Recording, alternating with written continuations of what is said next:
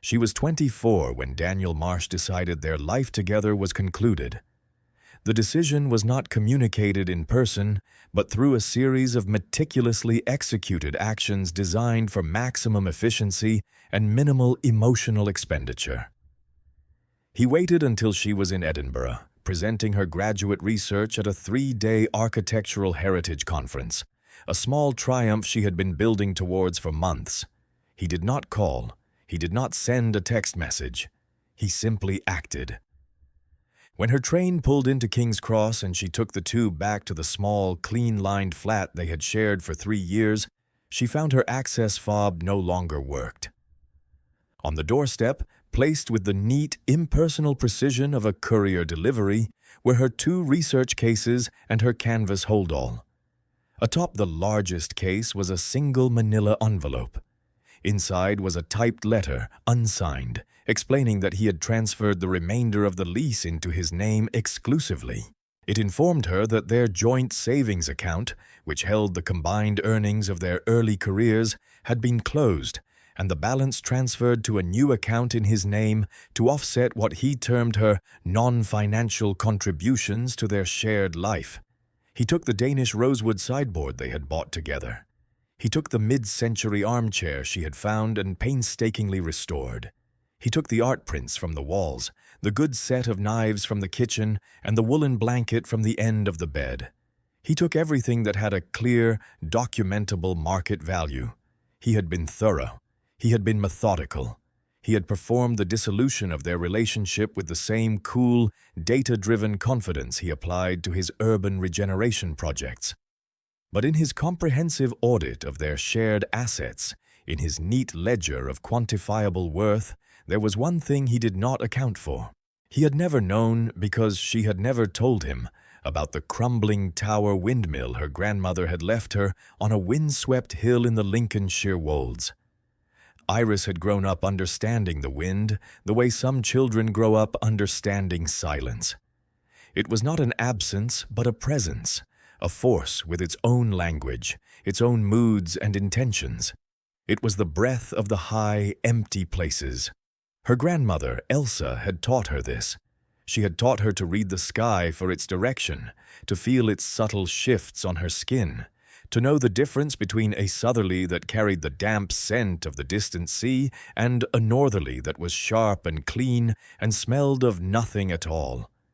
This education had not taken place in a classroom, but in the shadow of the mill, a stout 4-story tower of gray stone that had stood against that same wind for 200 years.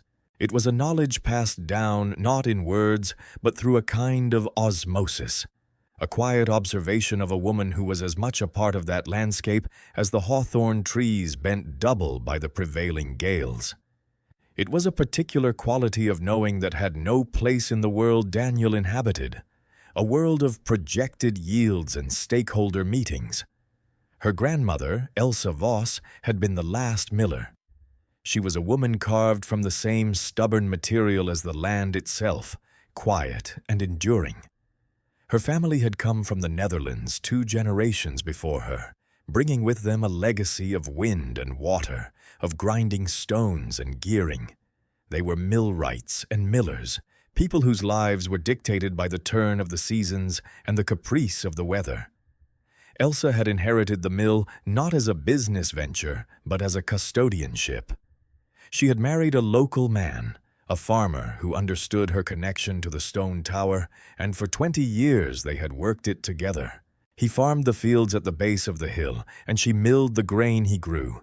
It was a closed, perfect circle of work and life. Then a tractor overturned on a steep incline, and the circle was broken. Elsa, a widow at 45, had a choice.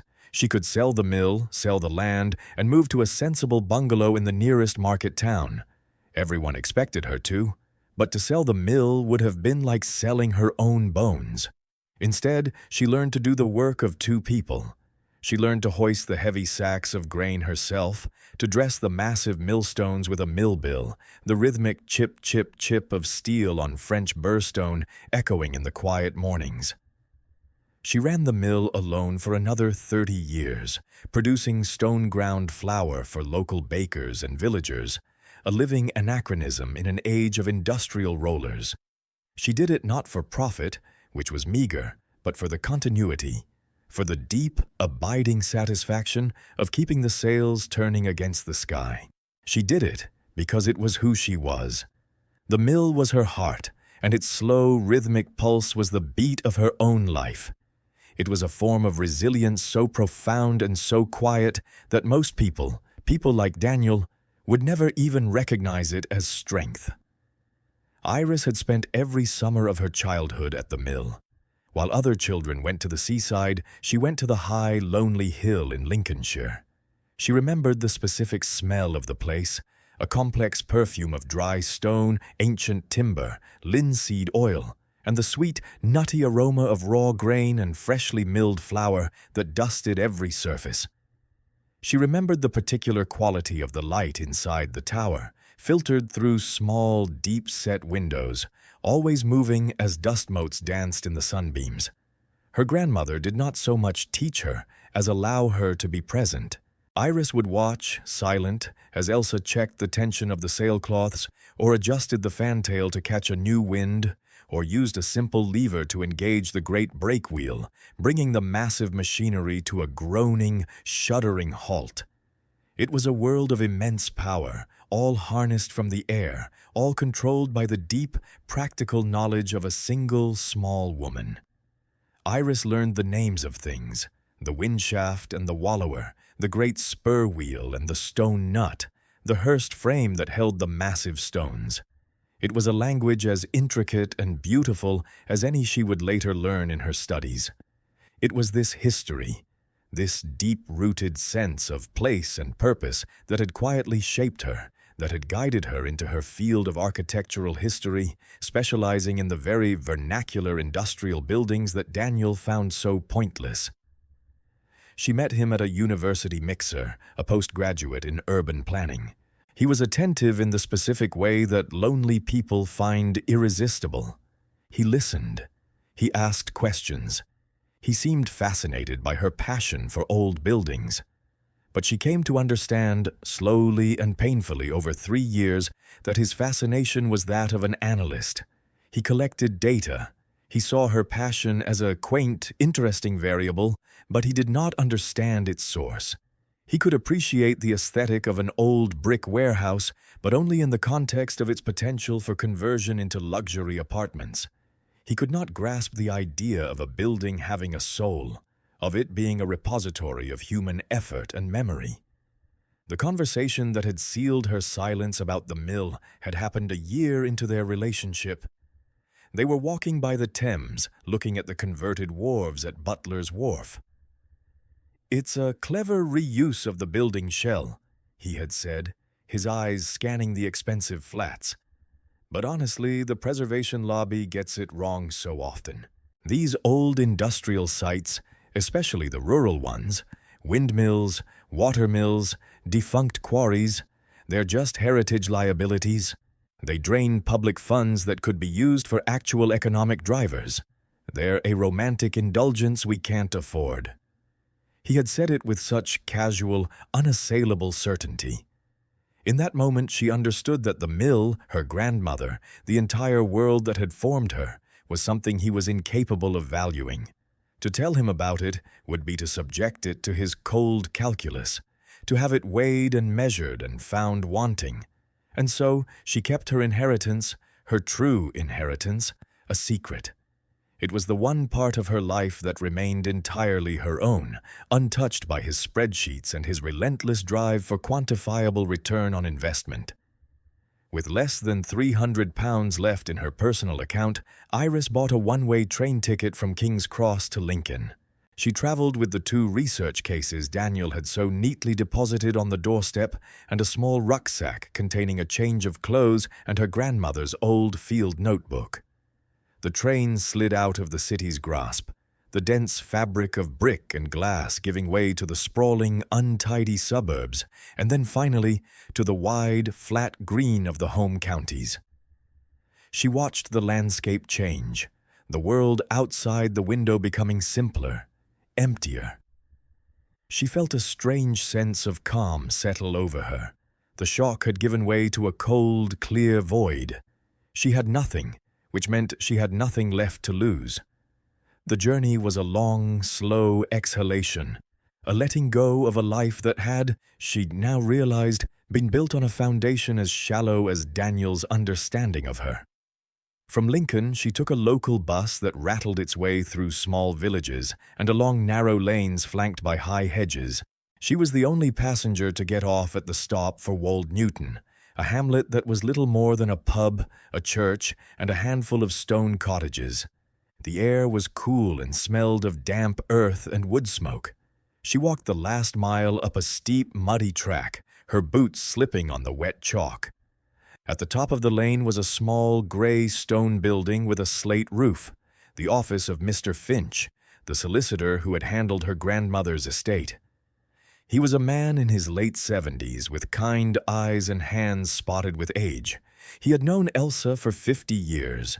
He looked at Iris, standing there with her cases, and seemed to understand everything without her having to say a word. He didn't offer condolences for her grandmother's passing 3 years prior, nor did he ask about her life in London. He simply said, "She knew you'd come home eventually." He opened a heavy oak drawer in his desk and produced a large, rusty iron key. It was ornate and heavy, the key to the mill door. "The deed is in your name, free and clear. Has been since the day she passed. The rates are paid up for the year. She saw to that." He passed the key across the desk. Its cold weight in her palm felt like an anchor. She left her cases with Mr. Finch and walked the final half-mile up the hill. And then she saw it. The windmill stood against a vast, dramatic sky, a sentinel on the highest point of the ridge. It was just as she remembered, only more weathered, more worn. The whitewash on the tower was peeling, revealing the gray stone beneath in mottled patches. The great wooden sails, the sweeps, were stripped to their bare frames, the canvas cloths long since removed by her grandmother in her final years. The fantail, the smaller set of sails at the back that automatically turned the cap to face the wind, was missing several blades, giving it a skeletal, broken-toothed appearance. It looked derelict. It looked abandoned. But as she drew closer, she could see, with her historian's eye, what Daniel never could have. She saw the integrity of the structure. The tower was stone, thick-walled and solid, built to withstand 1,000 gales. Its slight taper, the batter, was perfectly executed. The brickwork around the windows was sound. The cap, though in need of retarring, was still seated firmly. It had, as her grandmother used to say, good bones. This was not a ruin. It was a dormant thing, waiting. It was a place of immense inherent character, a testament to the skill of the people who had built it and the resilience of the woman who had kept it alive. The heavy key turned in the lock with a grating shriek of metal on metal. The oak door, swollen with damp, resisted and then opened with a deep groan, as if the building itself were sighing. She stepped inside into the cool, still darkness of the ground floor. The air was thick with the ghosts of old smells. Flour, oil, time itself. A fine layer of gray dust and cobwebs covered everything. Light filtered down from the floors above, illuminating the colossal wooden hearse frame that supported the weight of the millstones on the floor above. Sacks of grain, petrified with age, were stacked against one wall. It was a time capsule, a place left exactly as it was the last day her grandmother had worked here. Iris walked to the center of the room, to the space directly beneath the great central shaft. She remembered a story Elsa had told her once, on a rainy afternoon when the wind was too fierce to turn the sails. A story about her own grandfather, hiding a side of bacon and a few bottles of gin from the excisemen during the war. "Every good miller," Elsa had said with a rare smile, "knows the best hiding places are the ones in plain sight." She had tapped a finger on the massive circular stone housing that encased the lower millstone, the bedstone. Iris knelt on the dusty floorboards. She ran her hands along the base of the housing, feeling the joins in the ancient stone blocks. Near the back, hidden in shadow, her fingers found it, a stone that was slightly loose in its mortar. She worked her fingernails into the crack, wiggling it back and forth. It was stiff, but it moved. Using the end of the iron key as a lever, she pried it free. Behind it was a dark, square cavity. Reaching inside, her fingers brushed against the cold, smooth surface of a metal box. She pulled it out. It was an old biscuit tin, its painted flowers faded and scratched, sealed shut with a thick layer of wax around the lid. She carried the tin to the doorway, into the pale afternoon light, and broke the wax seal with the key. The lid came off with a soft pop. Inside, nested in yellowed cheesecloth, was a thick bundle of old 20-pound notes, held together with a string and a small, heavy canvas bag. She untied the string on the bag and poured its contents into her palm. Gold sovereigns, dozens of them, gleaming with a soft, warm light that seemed to defy the years they had spent in darkness. She sat there on the threshold of the mill and counted. It was not a fortune, not by the standards of Daniel's world, but it was enough. It was more than enough to begin again. Beneath the money was a single folded piece of paper. It was not paper, she realized as she unfolded it, but a page torn from an old milling ledger, its faint blue lines still visible. Her grandmother's handwriting, a strong, looped cursive, filled the page. "My Iris," it began. "If you are reading this, then you have come home, and I am gone. I hope you were not gone too long. This place misses you. Do not grieve for me. My time was full. I am leaving you the mill, not for its value in money, for it has little. I leave it to you for its value in stone and wood and wind. It is a good, honest place. It will keep you safe. The world outside can be loud and full of foolish people who only know how to count. They will tell you this place is worthless. Do not listen. Its worth is in the work. Its worth is in the standing against the wind. The money in this tin is for repairs.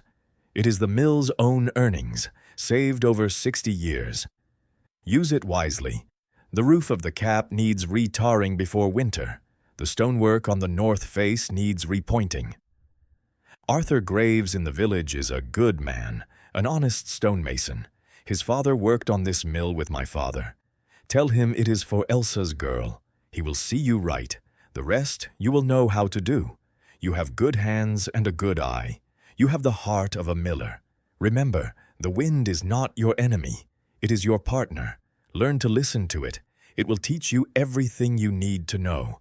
All my love, Grandma Elsa. Iris held the letter and read it again, and then a third time.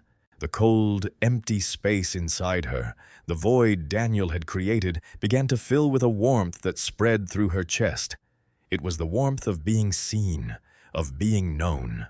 Her grandmother had seen her, truly and completely. In a few hundred words, Elsa had given her more validation, more of a sense of her own intrinsic worth than Daniel had in 3 years of cohabitation. She folded the letter, tucked it into her pocket, and looked up at the great, silent tower. It was not a liability, it was a legacy.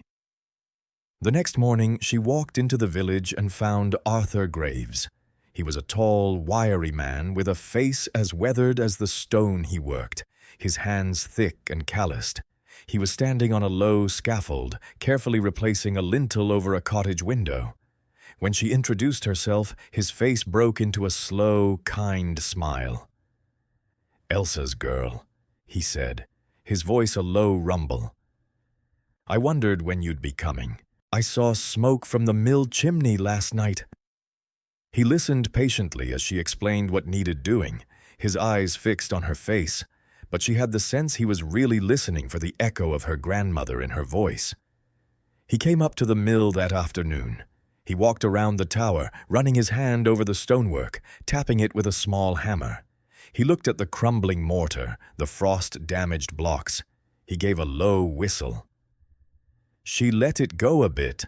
"The last few years," he said, not as a criticism, but as a statement of fact. "But the bones are good. She's a solid old girl." He quoted her a price for the materials, and his time that was so reasonable it was almost an act of charity.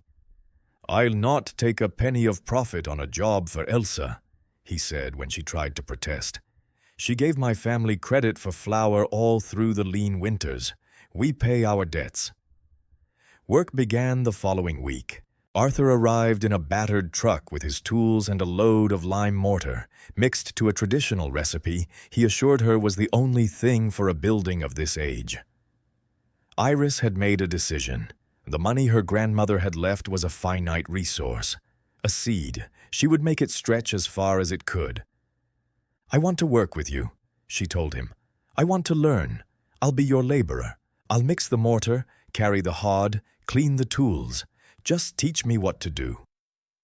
Arthur looked at her slender frame and hands softened by a life of books and keyboards. He nodded slowly. "All right, lass," he said. "But it's hard graft. Don't say I didn't warn you." It was harder than anything she had ever done. Her first day was a blur of aching muscles and stinging scrapes.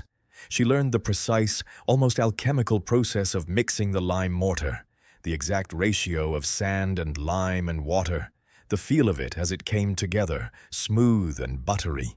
She learned to use a hammer and chisel to rake out the old, rotten cement from between the stones, a painstaking, dusty job that made her arms and shoulders scream with protest.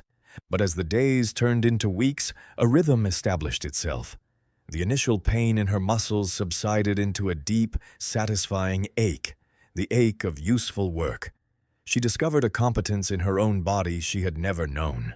She learned to load the hod and carry it up the ladder to the scaffold, her movements becoming more economical, more certain. Under Arthur's patient guidance, she learned the art of pointing, of pressing the new mortar deep into the joints with a small trowel, striking it clean and sharp to shed the rain. She loved the feel of the mortar, cool and yielding, and the satisfying scrape of the trowel against the stone. She was not just repairing a building, she was healing it. With every joint she filled, she was making the tower whole again, making it strong enough to face the wind. She was learning the language of the stone, its texture, its colors, the way it settled into place. She and Arthur worked in a comfortable silence, punctuated by the scrape of trowels and the calls of curlews circling overhead. He would occasionally offer a quiet word of advice or tell a story about her grandmother, about the time she had reset one of the millstones single-handed, or the legendary strength of her bread. Through his stories, Elsa became more than a memory. She was a living presence, her spirit infused in the very stones they were mending. Once the tower was sound and weatherproof, a process that took them through the end of autumn and into the first frosts of winter, Iris turned her attention to the interior. The money from the tin was dwindling, but she had what she needed most, a dry, secure space. She began the slow, methodical process of making the mill her own. This was not a project of modernization. She had no desire to turn the mill into a sleek, minimalist home. Her goal was restoration, a return to function. She spent weeks just cleaning. She swept away the accumulated dust and debris of years, the husks of old grain, the cobwebs that veiled the machinery like funeral shrouds. She scrubbed the thick, grease-caked grime from the gear teeth of the wallower and the great spur wheel, revealing the beautiful, interlocking patterns of the cast iron. She washed the floors, the wide oak planks of the stone floor and the bin floor, and when they were dry, she oiled them with linseed oil until the wood glowed with a deep, rich patina. The work was slow, repetitive, and deeply meditative. In the quiet of the tower, with only the sound of the wind moaning around the cap, she felt a profound sense of peace.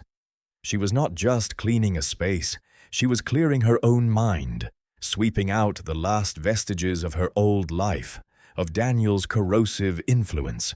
She set up a small living area for herself on the ground floor, the meal floor where the flour had once been bagged. She brought her books and her research notes up from the solicitor's office. She bought a small wood-burning stove and installed it herself, carefully fitting the flue through a small window. She found a sturdy old table and a chair at a village jumble sale. She had a bed, a desk, a stove, and a library. It was all she needed. She was living inside her work, her life, and her passion for architectural history, now completely intertwined. The mill was no longer just an object of study. It was her home, her sanctuary. She learned its moods, the way the timbers creaked and groaned in a high wind, the way the light changed throughout the day, moving across the stone walls in slow, deliberate arcs. She was a part of its life, and it was a part of hers. As winter settled over the wolds, she knew she needed to find work. The legacy from her grandmother was for the mill, not for her own upkeep. She saw an advertisement for a part-time contract position with the county council's heritage department. They needed someone to assist in surveying and cataloging at-risk vernacular buildings across the region. It was a perfect fit. She applied, and during the interview, the head of the department, a woman named Eleanor Vance, paused when she saw the address on Iris's application. "Voss," she said, looking up. "Are you any relation to Elsa Voss, the miller at Wold Newton?" When Iris confirmed she was her granddaughter, Eleanor smiled. "Your grandmother was a local legend, stubborn as they come, but she knew more about that mill, about wind power, than anyone in this county. She gave me a tour once for a paper I was writing 20 years ago. The job is yours if you want it." The work took her all over the county, down forgotten lanes to survey crumbling barns, dilapidated watermills, and forgotten chapels. She was good at it. Her academic knowledge was now grounded in a deep, practical understanding of how old buildings worked, how they breathed, how they failed. She could read the stress fractures in a wall, the sag of a roofline, the story of a building's life written in its scars. The work also connected her to her new community. She met farmers whose families had lived on the same land for centuries, old craftsmen who still knew the traditional ways of working with wood and stone. And everywhere she went, when people learned who she was, they would share a story about her grandmother. She was no longer just Iris Voss, the architectural historian from London. She was Elsa's granddaughter. She belonged. On her days off, she continued her own private work. Her personal project was the mill itself. She began to document it with the meticulous care of a scholar. She made detailed, scaled drawings of the machinery, of the complex arrangement of gears and shafts that translated the wind's power into the turning of the stones. She sketched the intricate carpentry of the cap frame, the subtle, beautiful curves of the sweeps. She started writing its history, piecing together its story from old county records, maps, and the memories of the villagers. It was a labor of love, an act of communion with the building and with the generations of people who had lived and worked within its walls. She was not just preserving a structure, she was preserving a body of knowledge, a way of life that was all but extinct. As spring began to breathe life back into the landscape, the community she had quietly become a part of began to come to her. Arthur Graves was a regular visitor, stopping by with a flask of tea to see how she was getting on. A retired engineer who lived in the next village heard about her project and came to offer his help in assessing the fantail mechanism, spending a whole Saturday with her, clambering over the cap, his enthusiasm infectious. A woman whose mother had been one of Elsa's best friends brought her a box full of old photographs of the mill in its working days, showing Elsa, young and strong, standing proudly by the sails. They sat at Iris's small table, drinking tea, and the woman shared stories for hours. Iris learned about her grandmother, not just as a miller, but as a woman, a friend, a pillar of her small community. She was weaving herself into the fabric of this place, thread by thread, story by story. She was home. The confrontation, when it came, happened on a cold, bright morning in late April. The sky was a pale, washed-out blue, and a brisk wind was blowing from the north, making the bare branches of the trees whisper and sway. Iris was on a low scaffold set against the base of the tower, a bucket of lime mortar at her feet, a trowel in her hand. She was finishing the last section of repointing, the work she had started with Arthur almost 6 months before.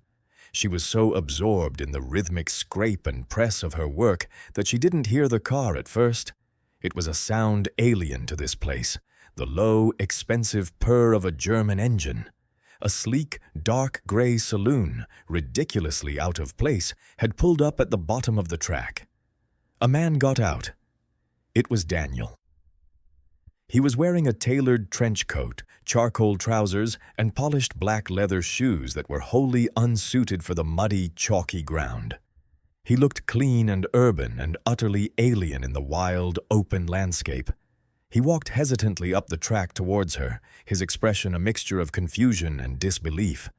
He stopped a few feet from the scaffold and stared, first at the mill, then at her. He took in the restored stonework, the solid, neatly pointed joints glowing pale against the weathered gray of the older stone. He saw the newly glazed windows, the smoke curling from the stovepipe. He saw her in her dust-covered work clothes, her face smudged with mortar, her hands chapped and strong. "Iris?" he said, as if he couldn't be sure it was her. She heard him, but she did not stop her work. She took another dollop of mortar from her board and pressed it firmly into a joint, striking the edge clean with a practiced flick of her wrist. She finished the stone she was working on before she finally turned to look down at him. "Daniel," she said. Her voice was calm, even. There was no anger in it, no surprise. He seemed to shrink a little under her quiet gaze. I had to see you," he stammered. "A mutual friend told me you were here. I didn't know about this place. I ran a search on your family name, property deeds. Nothing came up in the central registry. It must be an old title." He said it like an accusation, as if her ownership of the mill was a deliberate deception, a piece of data she had withheld. "My due diligence was incomplete," he added, and the sheer absurdity of the phrase, the transactional coldness of it, hung in the clean country air. He looked around again, bewildered. "I don't understand. What are you doing here?" She finally laid her trowel down on the scaffold board. She looked at his expensive, impractical shoes, at the faint sheen of anxiety on his forehead, at the way he held himself, as if he expected the landscape to attack him. And in that moment, she saw him with a clarity that was absolute and final.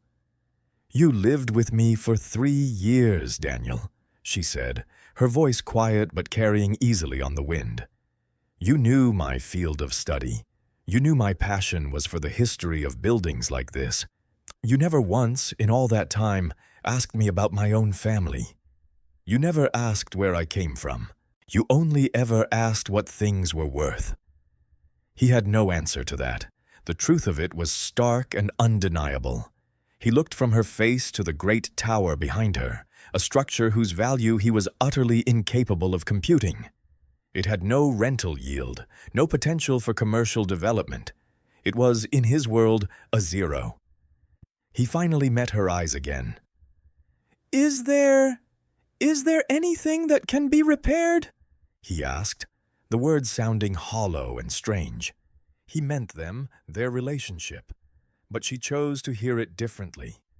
She looked at the solid wall she had just mended, at the work of her own hands. She looked at the sky, at the hill, at her home. Then she looked back at him, the man who could only count. "No," she said. It was not angry, it was not sad, it was a simple statement of fact. "There isn't." He stood there for a long moment, the wind whipping at his expensive coat.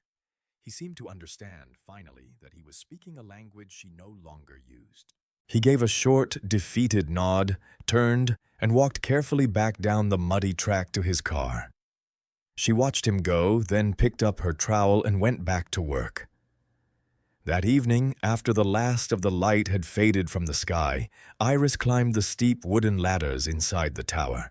She climbed past the silent, hulking shapes of the machinery on the stone floor, past the empty grain bins on the floor above, up and up into the darkness of the cap. She pushed open the small trapdoor and emerged onto the narrow wooden gallery that encircled the very top of the mill. The wind was strong up here, a clean, cold torrent of air that smelled of the vast, empty spaces to the north. She held on to the iron railing and looked out. The landscape was a deep, velvety darkness, punctuated by the distant, scattered lights of farms and villages. Above her, the sky was immense, a black dome ablaze with a breathtaking spray of stars, more than she had ever seen from the hazy glow of the city. She thought about her grandmother, who must have stood in this exact spot 1,000 times, feeling this same wind, looking at this same sky. She thought of her resilience, her quiet refusal to be broken by loss, her deep understanding of what truly mattered. Elsa had not built a financial empire. She had maintained a legacy. She had not accumulated wealth. She had cultivated worth. She had passed on not an asset, but an identity. Iris thought of Daniel in his clean car, driving back to his clean flat, his life a neat column of figures in a spreadsheet. He had taken everything he believed to be of value. He had meticulously stripped her of all the quantifiable parts of their shared life, leaving her, he thought, with nothing. But his accounting had been fatally flawed. He had no way to measure the value of a 200-year-old stone tower. He had no metric for the knowledge passed down through generations. He could not assign a number to the feeling of standing against the wind, of making something broken whole again with your own hands. Daniel Marsh had taken everything he could count. He had taken the balance of the account, the valuation of the furniture, the market rate of the lease. He had left behind the only thing that mattered. He had left behind the silence and the stone. He had left behind the memory and the craft. He had left behind the wind and the sky and the deep, unshakable knowledge of who she was and where she came from. He forgot the crumbling windmill her grandmother left. It was the best thing he ever forgot.